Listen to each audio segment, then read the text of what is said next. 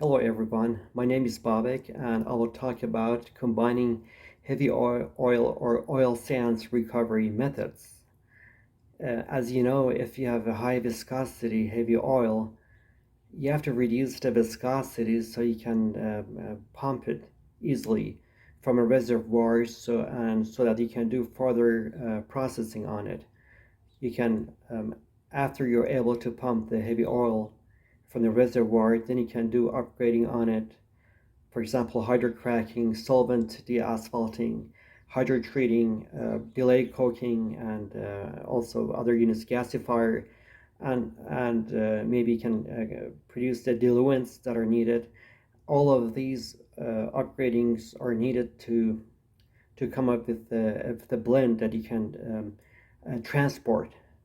So the initial step for the heavy oil or oil sand recovery is to lower the viscosity.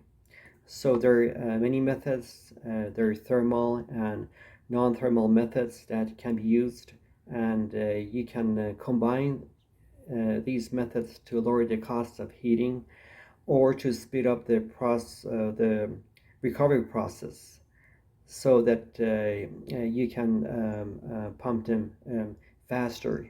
And if you can pump more uh, high viscosity heavy oil, so that'll be great because you have actually reduced the cost. But you have to carefully examine whether you want to use the sequential or simultaneous combination of these methods. They have to be examined case by case. So let's look at the thermal methods. Some of them are using steam, like steam-assisted gravity drainage. That everyone is familiar with that. And we have there's a combustion method that actually you can use compressed air or oxygen containing compound to burn some of the oil, and that's it produces it's an exothermic reaction which produces heat that would lower the heat on surrounding oil that would lower the viscosity.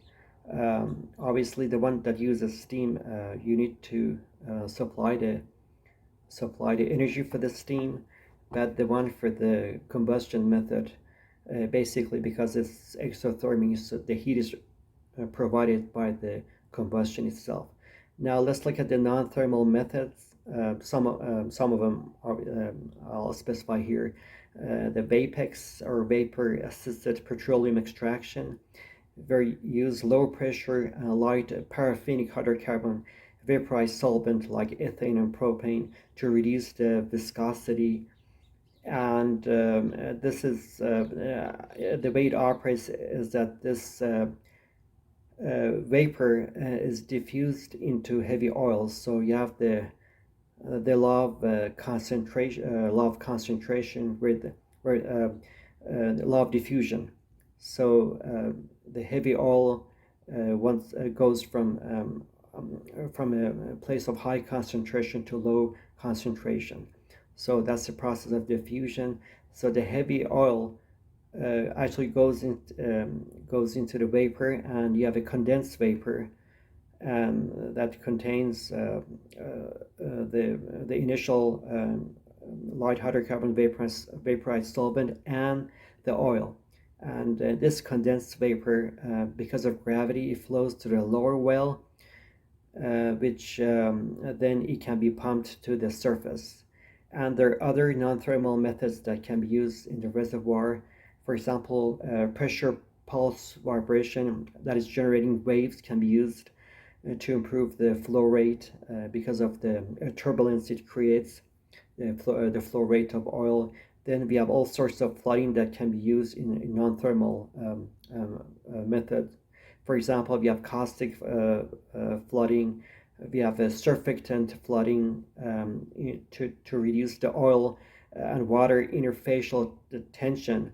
And we have polymer flooding, which is used with water flooding, combined with water flooding to increase the water flood volume sweep efficiency.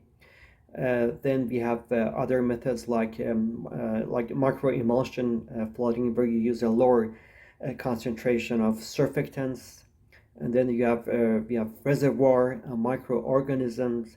And that in this method, you can use nutrients. Basically, nutrients are injected into the reservoir to promote the growth of microorganisms, and this will which would produce natural surfactants, and that will basically help in displacing the oil.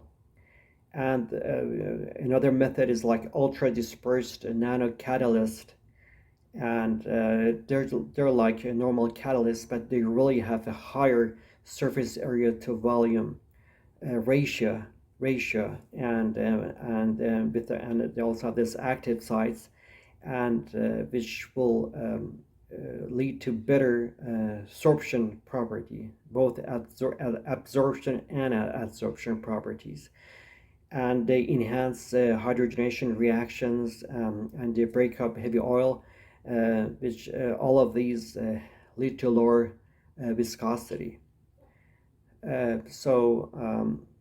Again, we have to be careful if you want to combine these methods either sequentially or simultaneously.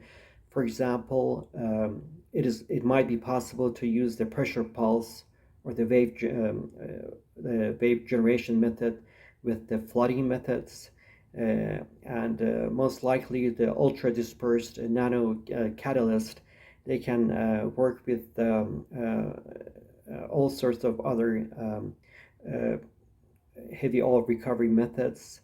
And again, for sequential operation, we can use the steam, or like steam assisted gravity drainage.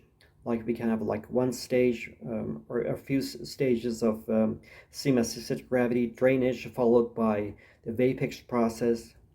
And so there are many options, and they all have to be examined very carefully. And the point is, when we combine, as you know yourself, when we combine thermal or non-thermal methods with each other, we obviously have to modify certain parameter features of each method to make sure that it won't hurt the other method that we're employing.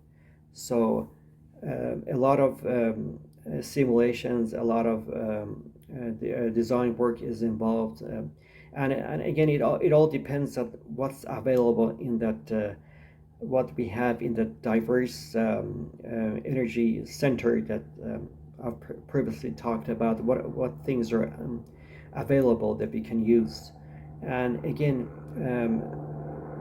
I emphasize the fact that we can combine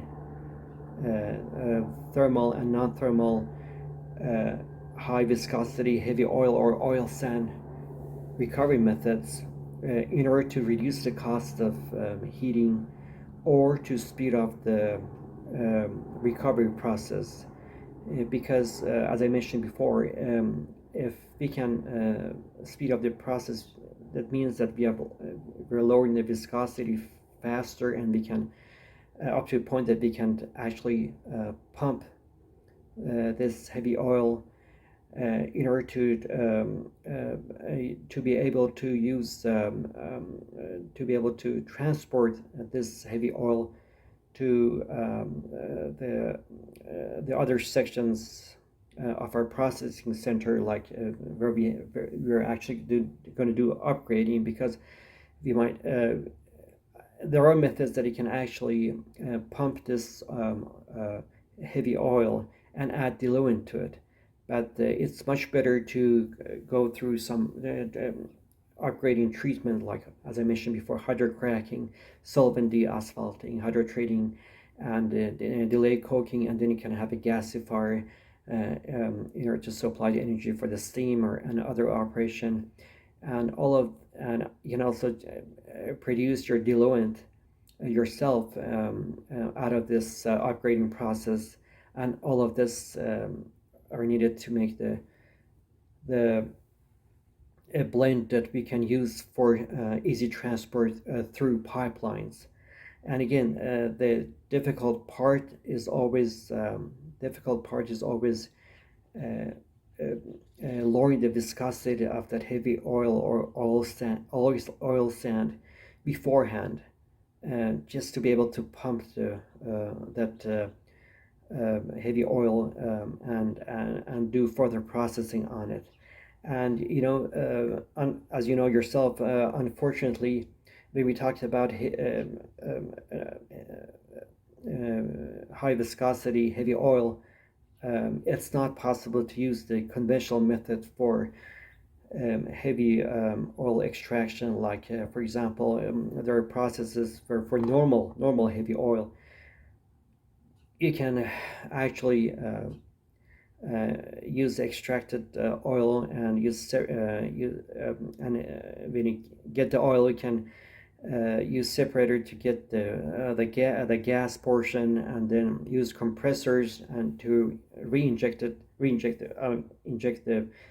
that compressed gas into like the reservoir, uh, or you can, and there again, this only works for lower viscosity heavy oil. You can do this operation, and it's not possible to do that for high viscosity heavy oil or oil sands. So you have to use other methods, and it will be lower if we combine many of these um, high viscosity heavy oil or oil sand conventional recovery methods. We can combine them, but obviously if you want to do you have to make sure, if you do sequential or simultaneous combinations, you have to make sure that we modify parameters, certain design features of each method, because when you do two things or three methods simultaneously or even sequentially, it's obvious that you have to modify design parameters to make sure that the operation goes smoothly. And like on sequential operations, we have to make sure that we have to do it in a fast period of time, because some of this viscosity reduction methods, they have their lifetime. So the viscosity is reduced, but if you don't do your next operation in time, then the viscosity uh, uh, will be increased. So we have to be careful in the timing for sequential operation, and also for the simultaneous operation.